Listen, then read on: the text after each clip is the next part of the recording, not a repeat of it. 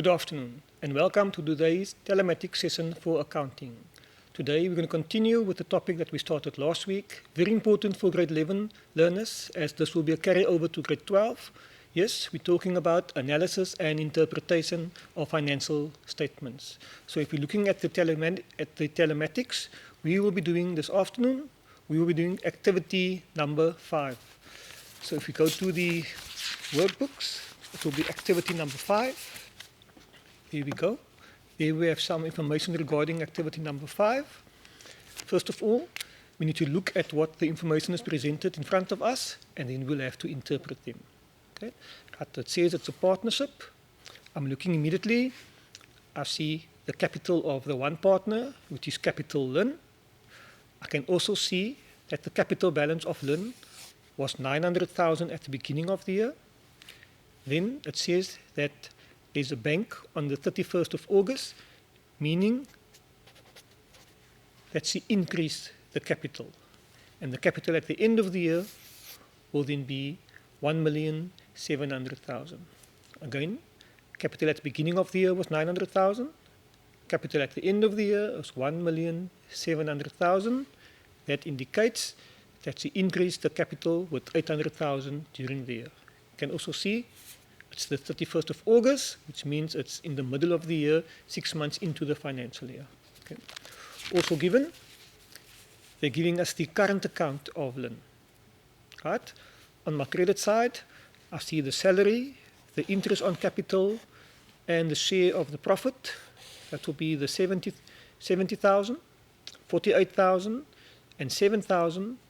Those three figures together, that will then give me 127,000. Okay. What is the 127,000? That will be the earnings that that particular partner has earned for the particular year. So the partner's earnings consist of the salary, the interest on capital, and the share of the profit, which we call in this case the appropriation. We can also see on the debit side there's an amount of 77,000, meaning that this particular partner only withdrew 77,000 and she was allowed to withdraw 127,000, which means the drawings is less than the earnings, or the earnings is more than the drawings. Okay? Right? Besides the capital and the current account, also given or some financial, it's an extract of the balance sheet. They're giving that over 2 years, 2014 being the start, and then 2015 is the current year. So this will be the opening balances, and these will be the closing balances. So we're moving from 2014 to 2015. They're not giving us a complete balance sheet, but they're just giving us the important headings. Okay? We will come back to this because we will have to need some of those figures to complete the activity that we're busy with today. Okay? Lots of information given. Again, just some information coming from the financial statements. Some of them will come from the income statement and some of them will come from the balance sheet. I'm looking at sales, cost of sales, operating profit, net profit, the capital of the two partners, which is very important. We're probably going to need that one, as well as the capital of Lin, the current account of Brooke. But I notice immediately that Brooke current accounts are in brackets indicating negative amounts, meaning that she withdrew more.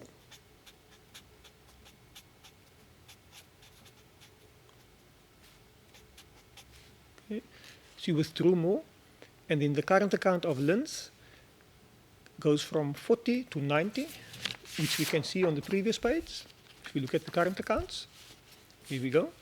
The opening balance was 40, and the closing balance, or next year's opening balance, will be 90. So that 40 and then that 90 is just repeated over here, going from 40 to 90. They're giving me trading stock, they're giving me trade debtors and trade creditors, and they're giving me a list of financial indicators. But also clearly noted, wherever there is a question mark, those are probably the ones that we will have to calculate. So we're looking at debtors collection, we're looking at solvency, we're looking at debt equity, and we're also looking at the returns of a particular partner. But also, grade 11, it doesn't mean that this exercise is limited only to calculating those 4 ratios. We need to practice. We can do all, where they're giving us 2 years figures, we can also go and calculate. If the information is given, we can go and calculate each of them just to verify if they are indeed correct. Okay? That's the questions, that's with all the information. Then, what do they want us to do? The first question talks about calculate the ratio for total assets to total liabilities. Okay, so let's go to the answer sheet and see what do they want. Here we go. Here we have the answer sheet. First of all, they're talking about total assets is to total liabilities. So that too. So we're talking about solvency. Okay, so we're talking about solvency. In other words, is this business solvent? That's what we want to know. Will the business be able to settle all their liabilities? So we're looking at solvency. We're looking at settling all liabilities. Okay. If it was liquidity, then it would only be short term. Right? So what we need to know, first of all, what is that particular ratio? That says total assets to total liabilities. So there has to be total assets in ratio form is to total liabilities. And remember from last week, I said whenever we express a ratio, we're always looking for something is to 1. So on the right hand side, we'll have to have 1. Both of these figures we'll be getting from the financial statements, okay, because both of them appear in the balance sheet. So now we have to look in the balance sheet. Okay, here we have the balance sheet. Okay, there's a heading total assets. Right, so it's 4,052,000. So the total assets is 4,052,000. And then the total liabilities, it's not given, but we will have to go and calculate. Total liabilities will consist of non-current liabilities and current liabilities. Okay? Because the heading at the bottom says total equity and liabilities. Right? So which means that the equity part is included in that total. But we only want the total liabilities. So if I add those two, it will be 1,320,000. So my total liabilities will be 1,320,000 and my total assets will be 4,052,000. So all I have to do, I just have to transfer that information over to the ratio. Okay, so here we go. It says total assets is to total liabilities. So the total assets, 4,052,000 is to 1,320,000. Right, here we have the first step. So what do we need now? We need to make sure that whenever we express a ratio, we want 1 on the right hand side. Okay? So we'll have to do some bit of calculator work, but at the end of the day, we have to divide both sides, the right hand side and the left hand side, by the number that appears on the right hand side. So to get the answer, it will have to be 4,052,000 divided by 1,320,000. Okay, so let's do some calculator work for that. It should be easy. So it's 4,052 divided by 1,320. Here we go. That gives me 3.06. Okay, so it's going to give me 3,06, or we take it to 3,07 is to 1. What does this mean? Okay, solvency, will we be able to settle all the liabilities, referring to the total liabilities? Which means for every 1 rand that we owe, we have 3 rand and 7 cents to settle the debt. Okay? Just once again, that is why when it says the business is insolvent, he won't be able to settle all his debts. Okay? So it's all liabilities, the business is insolvent. In this case, for every 1 rand that we owe, we have 3 rand to settle the debt. Okay? Right, let's move on to the second part. It says, comment on this ratio. Is this business likely to experience a solvency problem? Explain briefly. Clearly we can see that the business won't experience any solvency problems. So the answer is no.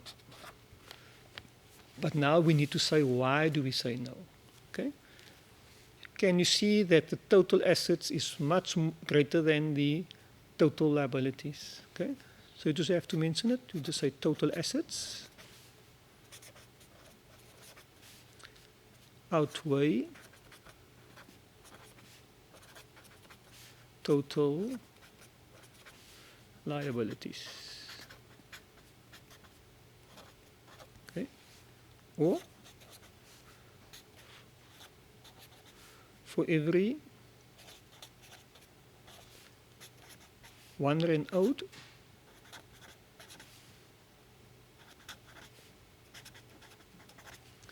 we have 3 rand and 7 cents to settle the debt. So this business is very solvent. Okay? We can also look at what happened to the ratio compared to last year. Okay? Let's just have a look. We're looking for solvency. Here we are. Right. Last year, it was 3,4:1, meaning that they had 3.40 cents for every rand that they owe. So there was a slight decrease. Although there's a decrease, the business is still very solvent. Okay? So this business shouldn't have any solvency problems. There we go. Right? Right, so we're moving along nicely. So let's go to the next part. Okay, let's just see if there's some questions that we can answer. Okay, the question is about the appropriation account. That was, okay, let's just go to the appropriation account. They don't give the appropriation account. They're just giving us the current account, okay? Not the appropriation account. They're just giving us all these figures is given. So the 9,000 comes from the appropriation account, but we're not required to do that appropriation account, okay? 3.07, right?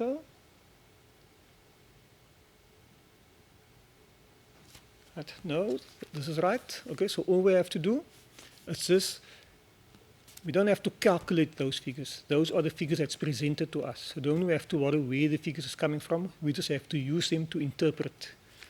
Okay? All of the information is given. So all we have to do, we just have to interpret the information. So they're giving us the 2014 figures. We only have to interpret the figures for 2015, and then we have to make the suitable comments on that particular item. Okay, right, let's go to question 5.2.1. It says, calculate the debt equity. Right? Debt equity, the ratio says non-current liabilities is to owner's equity. Okay. Owner's equity can also be called partner's equity.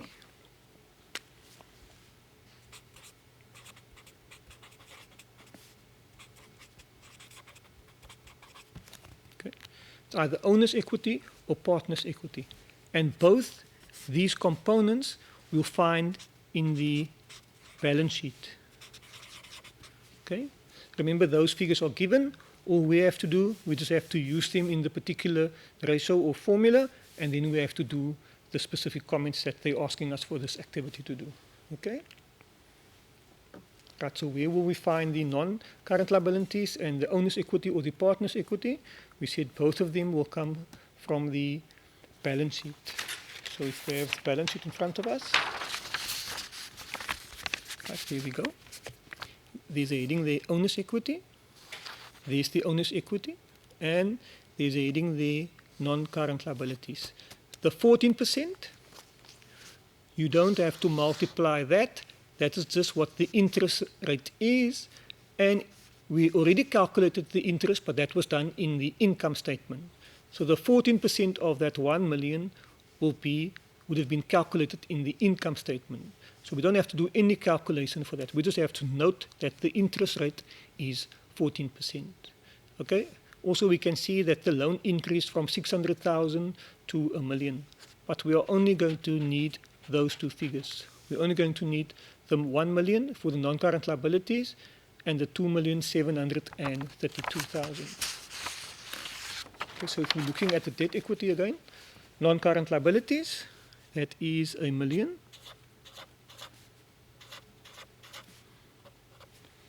And the owner's equity is 2,732,000. Okay. Again, like earlier, even if the ratio, again, it has to be something is to 1. Okay. Even if the number on the right-hand side is greater than the number on the left-hand side, you still have to divide by the number on the right-hand side. So if you want the answer, that will have to be divided by itself, and then we will get 1. Okay? So whatever we do on the right-hand side, we have to do on the left-hand side. So this will be 1 million divided by 2,732,000. Okay? So there has to be something is to 1. Okay? And in that case, I see the answers is flying in. Well done. It says 0.36. Also, if they wanted us to do, it says 0.36. If they wanted us to take this to 1 decimal, then we could have said it would have been 0.4 is to 1. Okay. Well done. Well done for staying and taking part. Well done. Right? This is a very important ratio because whenever they speak about loans and partners or owner's equity, we will always refer to debt equity. Okay. In this case, clearly you can see that the owner or the partners, their own capital is greater than the foreign capital. Foreign capital, meaning that's the money that they went to go and borrow. They have to pay the 14% tax on that, or not the 14% tax, the 14% interest, and that's the own capital, right? And the owners will always earn a return on their own capital, right? Debt equity, it's very, very, very important ratio that we know how to calculate it. It's simple. We get it from the information. We just have to know what the formula is, and then we can go from there. Okay. Well done for those that was answering. Well done. Okay. Then we move on to 5.2.2. It says Lynn is not happy with the debt equity and feels that it's negatively affecting the performance of the business. State 2 points to support her opinions. Okay, so what's happening? She's not happy with this ratio, and now we have to look at the information and see what is happening. The first thing we can do, we can always look at what was the ratio last year, and then we can compare. Okay, so let's look at what was the debt equity last year. Okay, debt equity, here we are. Okay, last year it was 0.26. Okay, now these 2 decimals, so let's say it's 0.37 is to 1. Okay, so the debt equity was increasing. So that means that the non-current liabilities was increasing. Okay, non-current liabilities is increasing, which means we probably increased the loan. Okay, so if the non-current liabilities is increasing, it means that we probably increased our loan. So let's look at the information to see if our loan indeed increased. Okay, so there we go. What was the loan last year? Last year, the loan was 600,000. And this year, the loan is 1 million. Now, besides the debt equity, we also have to look at another very, very important ratio that goes hand in hand with debt equity. And that ratio is called the return. Let's just write it here quickly. It's called return on capital employed. Okay, together with debt equity. That is the two ratios that we're going to look at. Okay, so we have to look at the return on capital employed, referring to own capital and foreign capital together. What is the return? Because we're using the capital, and let's see what was the return on that. Also the debt equity. You can see that the own capital is greater than the foreign capital, but last year it was 0.26 is to 1. That was for 2014. And in 2015, it's gone to 0.36 or 0.37, we said. Right? Which means that the foreign capital increased. Now it says, Lynn is not happy with the debt equity. Okay, now there's a reason for this. Because last year the debt equity was 0.26. This year the debt equity is 0.37. So the debt equity increased, meaning that the foreign capital increased. Because the foreign capital increase, we have to pay the 14% interest that they were talking about now. Okay? So when we go to answer the question, we first of all look at debt equity. So what happened to the debt equity? We say debt equity increased. Now that is bad. Or we can say the debt equity worsened, right? This is bad. It worsened. In other words, it became more, the debt equity, from 0.26 is to 1, that was in 2014, to 0.37 is to 1 in 2015. Okay, so I got that, but that ratio was given for last year, and then this one was for this year. Okay.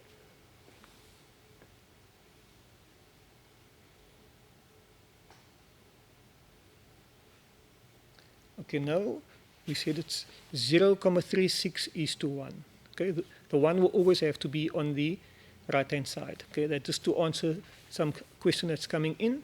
Okay, the answer is 0.37 is to 1. Okay, we always have to divide by the number on the right-hand side. Okay, then we also have to look at the debt equity. Right, that we did now. There's the debt equity. It worsened or it increased from 0.26 in 2014 to 0.37 in 2015. Right, so then the next thing that we have to look at is going to be return on total capital employed.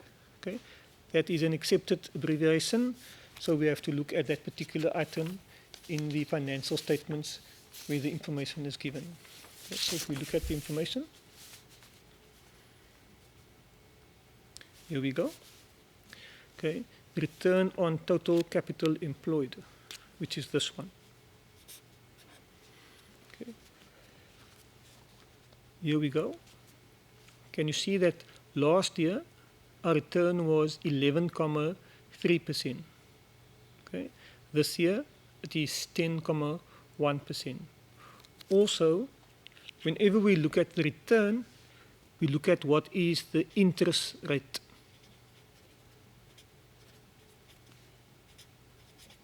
Okay, remember the interest rate was 14%. That information was given right over there. Here we go. Right. So the return always has to be more than the current interest rate, and then we'll be at no risk. But in this case, the return on capital employed, it decreased. Right? So the comment that we have to give, first of all, would be the return on capital employed. Right? Return on capital employed decreased. from, what was it last year? 11.2% in 2014 to 10.1% in 2015. Right. Also, the return is less than the interest rate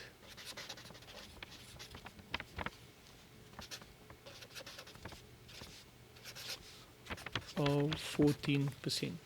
Okay? That particular return always has to be more than the current interest rate. In this case, the current interest rate is 14%. It is given. It was next to the item non-current liabilities. And our loan increased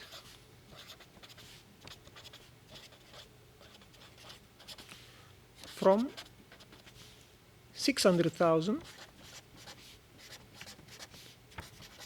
to 1 million.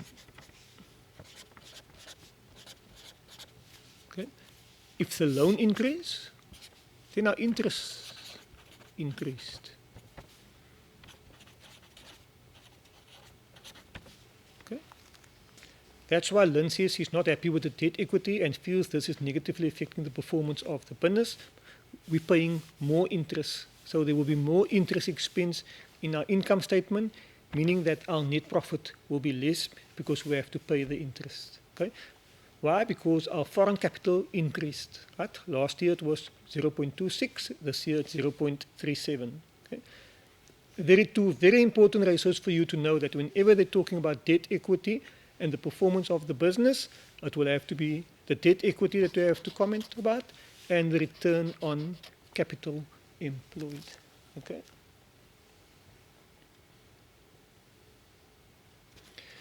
Right? Then also we said, so here's a question coming in, just to clear it up quickly. The answer for 5.2.1 comes to 0.37. That will be 2 decimals. If we're looking to round it off to 1 decimal, then the answer will be 0.4. If you quote the answer as 2 decimals, it has to be 0.37. Or if you 1 decimal, it will just be 0.4. Okay? But last year we can see that they use 2 decimals, so preferably for us also to use 2 decimals over here. Okay? Okay, that's clear. Okay. Just for the debt equity and return on capital employed are the ratios that we have to talk about whenever they want to know about the performance of the business and whenever they speak about loans. Okay, let's move on to that. That one is done. Okay, what do they want with the next question? Next question, it says they are talking about returns and equity. So in this case, whenever they talk about returns, it's return on owner's equity. Okay? So this will be the return on equity, and then it's probably the return of the partners as well.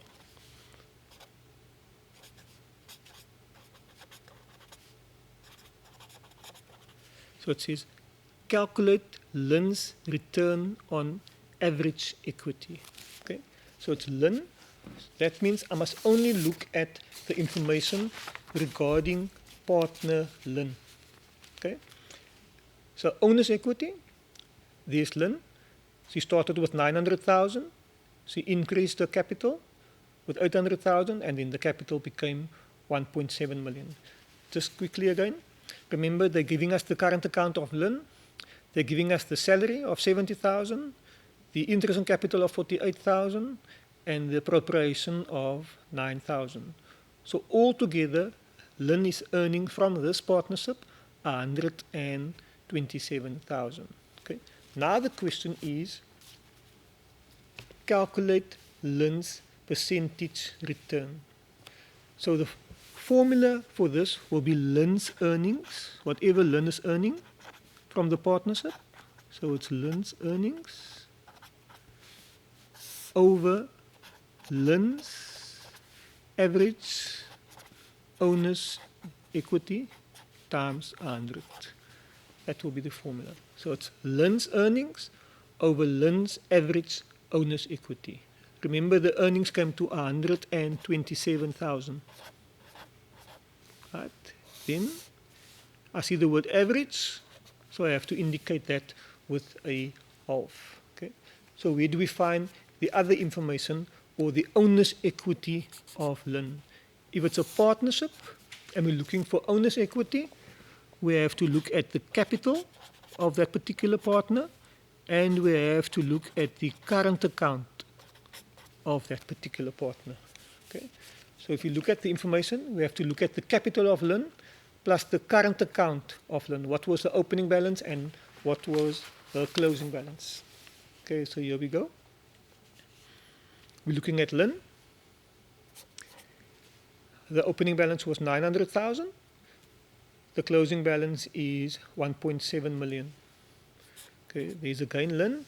The opening balance of the current account was 40,000 and the closing balance was 90,000. So that is the four figures that I'm going to use at the bottom. So the opening balance of the capital for Lin was 900,000 plus the closing balance. Remember, Lin started with the opening balance of 900,000. So has a closing balance of 1.7. Okay, so that will be the capital plus what is Lin's current account balance opening 40,000 plus the closing balance for Lin 90,000. Okay, all of that we multiply it with 100. Don't forget to close the bracket. Right, though. Then all we have to do now, we have to put that in the calculator. Right, so it's 127. Then the answer comes to 9.3%. Okay. So what does this mean? That Lin is investing her capital and she's only receiving a return of 9.3% on her investment. Okay. So whenever we're comparing for the return, we can always see what is the alternate investment.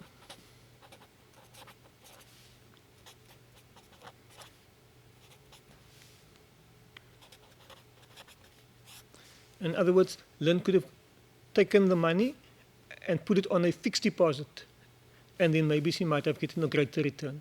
But at the moment, in this partnership, she is receiving a 9.3%. Okay. Right, let's see what any questions quickly. Okay, so the answer is 9.3. Right, well done. Okay, that will be this. Just have to put that information in your calculator, and then we'll get the answer. Okay, now there's again some interpretation questions. Now they're asking us over here.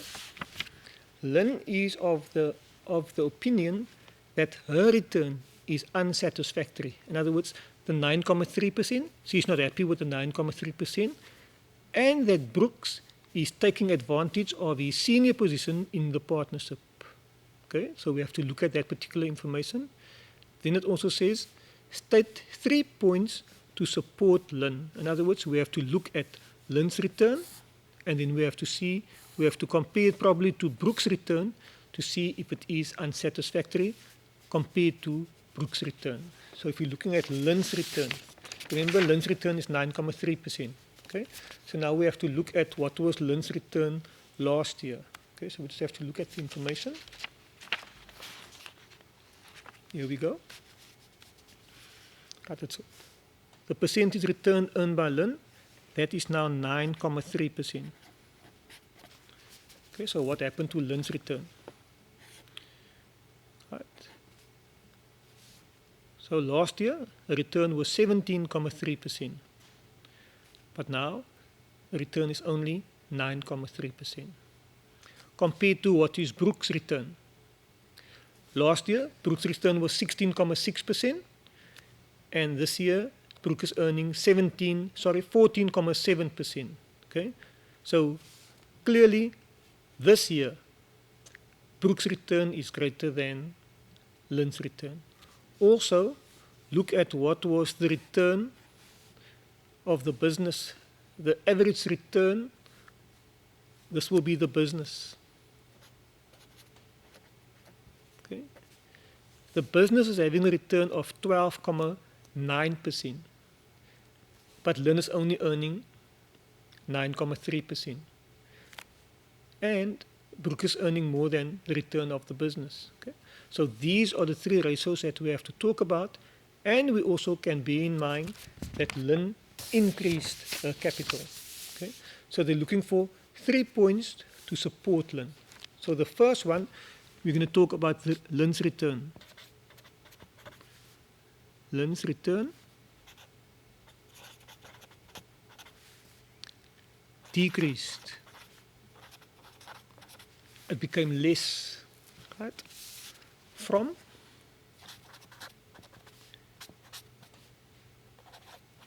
17.3% in 2014 to 9.3% in 2015. Okay, so there we have 1 point. Now we look at the return for Brooke. What happened to his return? Brooke's return. Brooke's return also decreased from 16.6% to 14.7%. Right, that's 2015, and the first one is 2014. Okay, although Brooks decreased, it is still more than Lin. Okay, so Brooks' return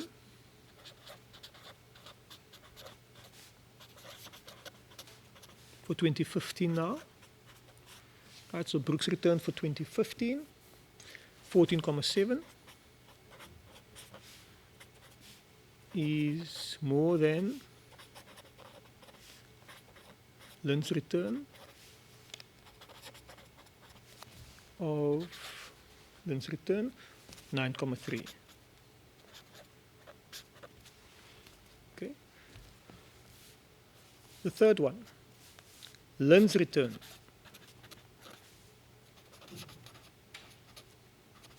$9.3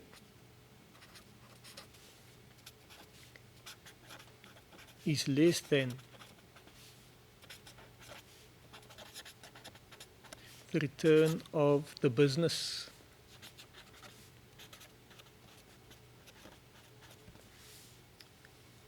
which is 12.9%.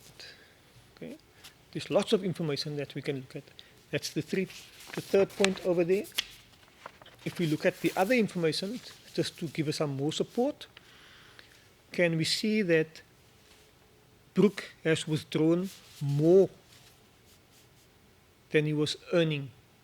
And if we look at Brooke also here, the capital, Brooke decreased his capital while Lin increased his capital. So we can mention those 2 points as well under the information just to support Lin over here. So we're going to say Lin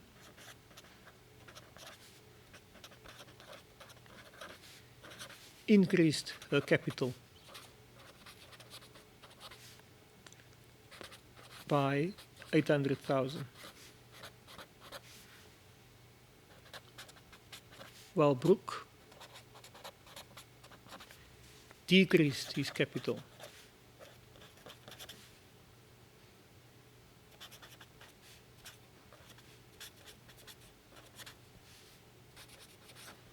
and Brooke's capital decreased by 400,000. So what does this mean? That Lin put extra capital in the business while Brooke withdrew 400,000, but Brooke is still earning more, 16.6% and 14.7% to Lin's return of 9.3%. Okay. Also, we can say that Lin has a favorable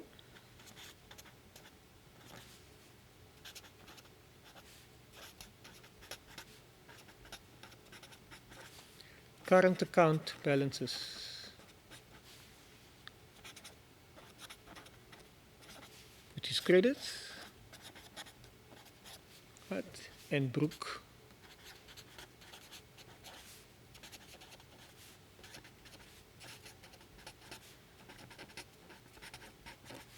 as unfavorable current account balances.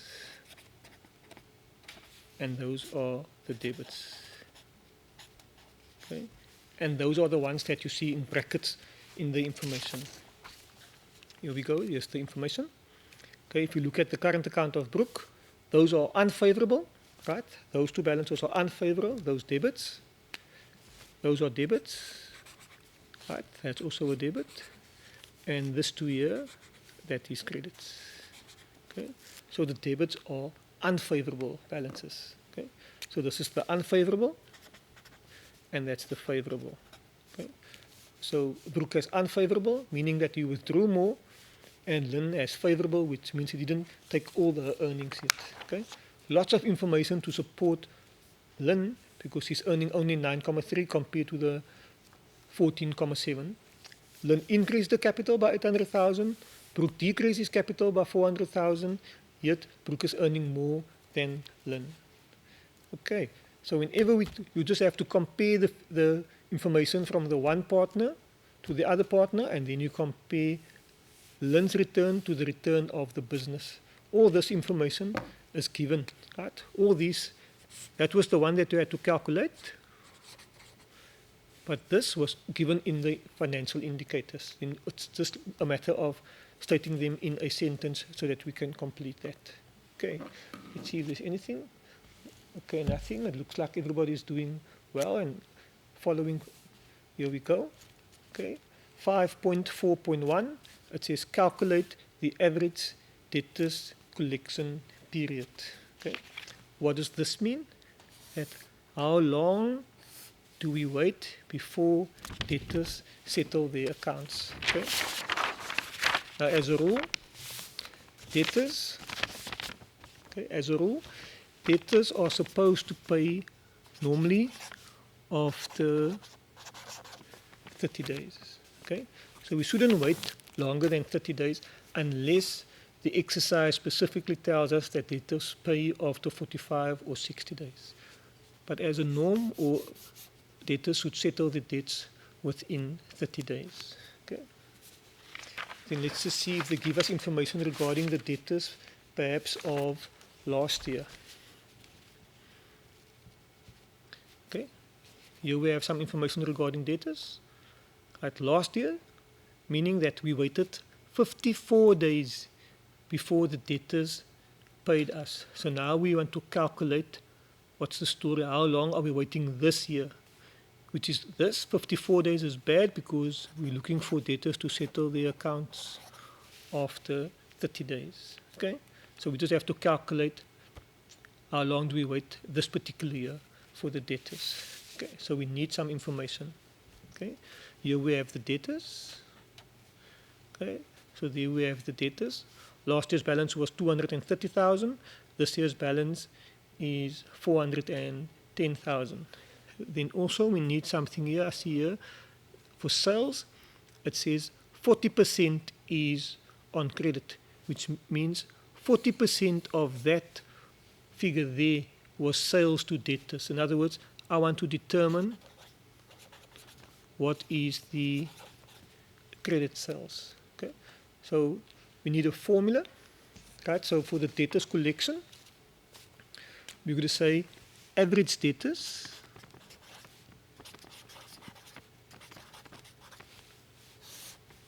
over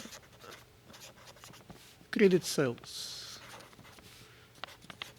times 365.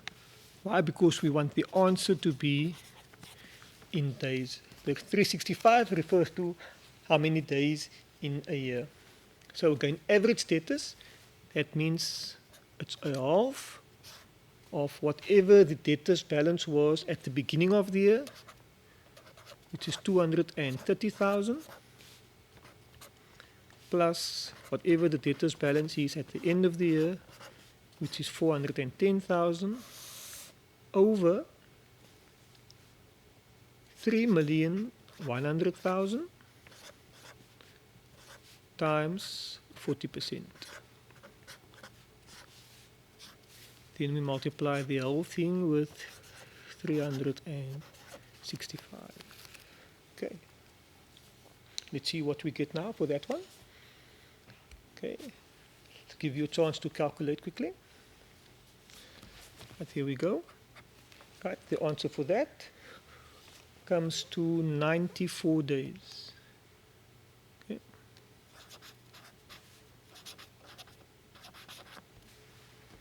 Okay. So that 94 days, that's actually very bad. Okay. That's very bad. Okay.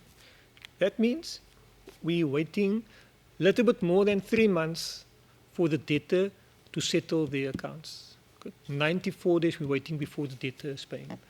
And if we can remember, right, last year we waited 54 days. That means this year we're actually waiting 40 more days longer before the debtor settle their account. And just below that, look at the average creditors payment period. Last year we paid the creditors after 25 days. We're paying them after 23 days. Now, the answers for these two preferably had to be switched around. Normally, we want our debtors to settle within 30 days, and we want the creditors to be settled for as long as possible. Okay, so this business looks like they will have some liquidity problems. Okay, but the answer for the calculation, it was just that calculate the average debtors collection. The answer came to 94 days, which was very bad because the debtors normally has to pay after 30 days. Okay, right, so we're still on time for that. Let's see what happens now. Okay, now they say the customers are complaining that the business seldom stocks the models or the styles that they would like to buy. Which figures and financial indicators provide proof of this? Okay, briefly explain, state 2 points. So they're looking for 2 items regarding the stock that the business doesn't have, or the type or the model of the item. Okay, so we have to look at something to do with stock. So if we're looking at the financial indicator, we're looking at the stock turnover rate. In other words, how many times a year are we buying in new stock? The stock is coming in and out. Last year it was 7 times. This year it's only 5.9 times. Okay, so the one thing that we have to look at, obviously, will then be the stock turnover rate. Okay, what else can we look at? If our sales decreased, it means that our stock is not selling. Okay, our sales is decreasing. That's why our stock turnover rate also decreased at the bottom. Right? That will be one of the indicators. Okay, our stock turnover rate decreased, and our sales decreased. Okay, what else can we mention? Okay, look, they're not carrying lots of stock. Why? Last year the stock was 440, and this year the stock is only 180. So they're not carrying lots of stock. So the customers will be complaining that they don't have the style or the model. So what is the question? What do they want us to do? Right, it says, which figures and financial indicator provide proof of this problem? Provide and explain, and we have to give 2 points. Okay, so the first financial indicator we're going to talk about, stock turnover rate.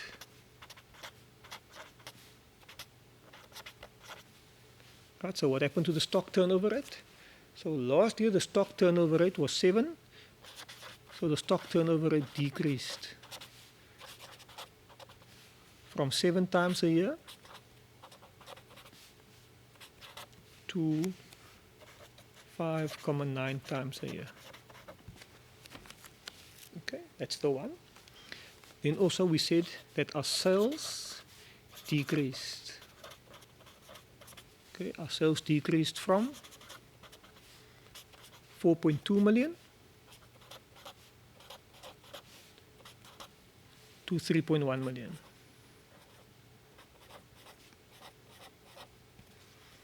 Okay.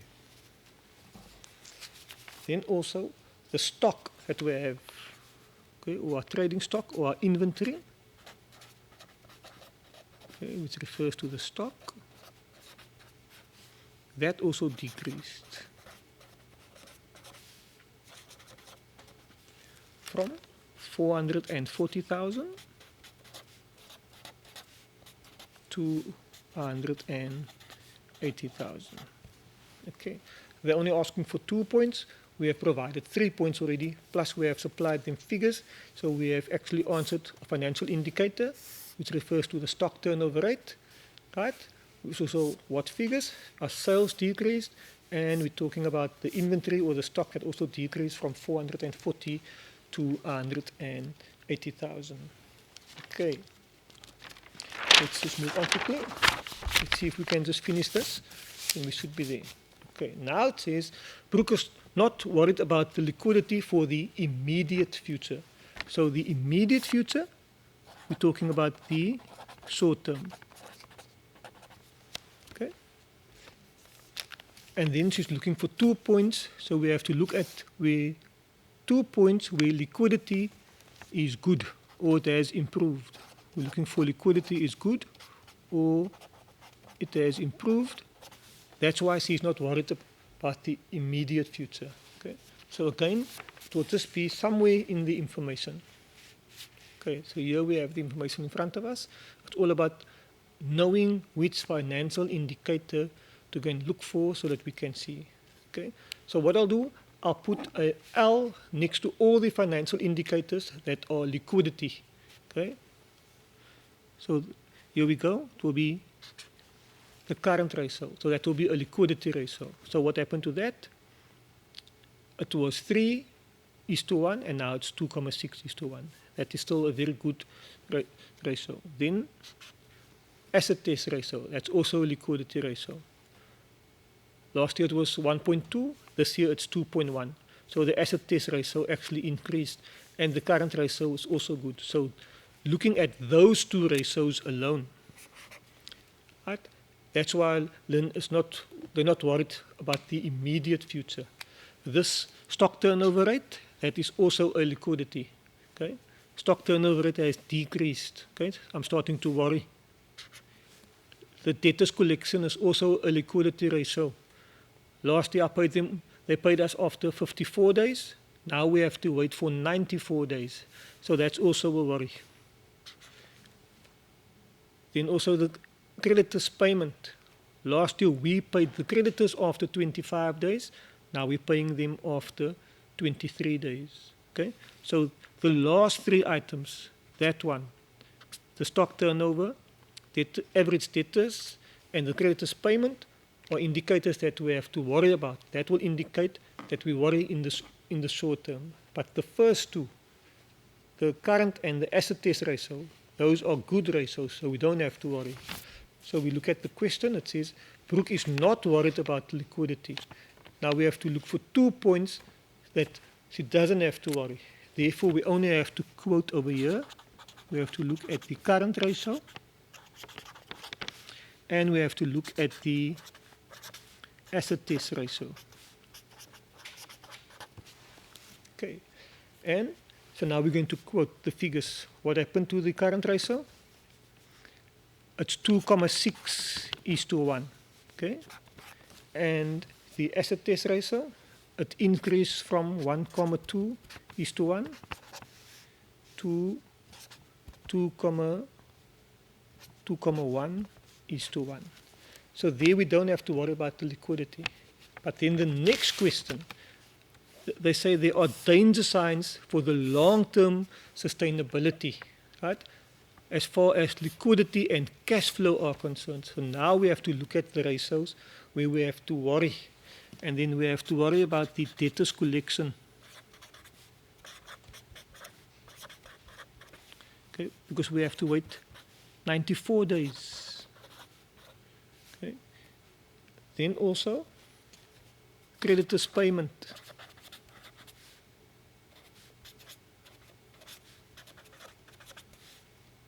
Right, we're paying the creditors after 23 days.